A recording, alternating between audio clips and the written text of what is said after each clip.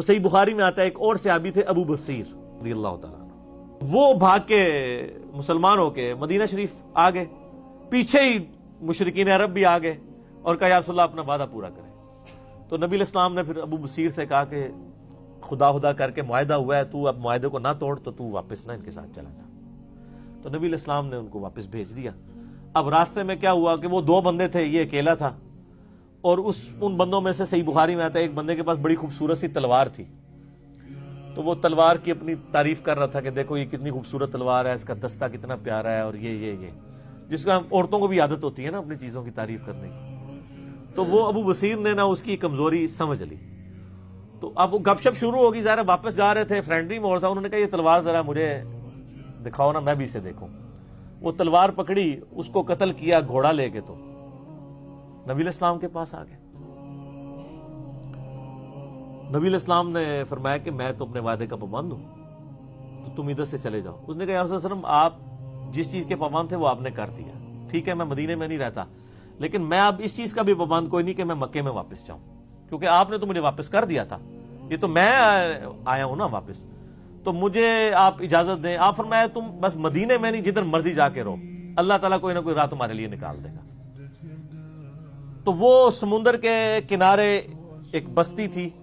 جہاں سے مشرکین عرب کے قافلے جایا کرتے تھے تجارت کے لیے شام، وہاں انہوں نے پڑاؤ ڈال لیا اکیلے بندے نے، اور منزل انہوں نے عمر سیریز میں فلمایا ہے۔ اچھا، اب وہاں سے جتنے بھی مسلمان ہو کے آتے تھے نا، ان کو پتا چل گیا، تو وہ بجائے مدینہ شریف جانے کے وہاں پڑاؤ ڈال لیتے تھے۔ ادھر کافی سارے مسلمان کٹھے ہو گئے، انہوں نے کہا اب ہم کافی زیادہ ہو گئے ہیں، تو ایسی دی تیسی قریش مکہ کی، انہوں نے ہمارا مال لوٹا ہے نا، اب ان کا کوئی قافلہ سلامت نہیں یہاں سے جایا کرے گا۔ تو انہوں نے کیا کیا، وہ قافلہ ان کا تجارت کا جب گزر رہا تھا، انہوں نے پکڑ کے لوٹ لیا سارا مال ان کا، اور ان کو واپس بھیج دیا اور کہا جی ادھر جا کے خبر دے دو کہ آندھا کے بعد بھوکے مرو گے تم، اب تمہارا کوئی قافلہ ادھر محفوظ نہیں ہے۔ وہاں پھر انہوں نے میٹنگ کی آپس میں کہ یار کیا کریں، یا تو ہم کوئی لشکر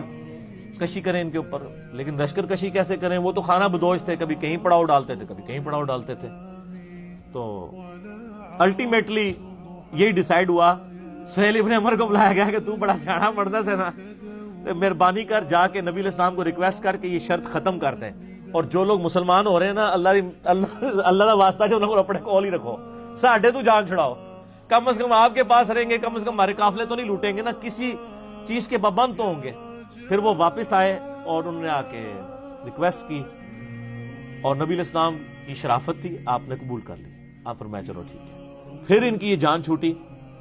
بر وہ صحابی جو تھے ابو بصیر، حضرت عمار ابن یاسر کو نبی علیہ السلام نے بھیجا کہ جا کے ان کو پیغام دو، تو وہ حالت نزع میں تھے اس وقت، یعنی وہ بیمار ہو گئے وہ عرب میں، تو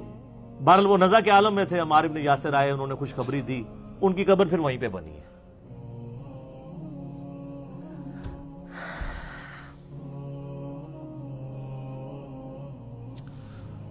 ان لوگوں کے نام بھی آج لوگوں کو نہیں پتا، جن لوگوں نے اسلام کے لیے شروع میں کیا قربانیاں کی ہیں۔ ابو بصیر رضی اللہ تعالیٰ عنہ،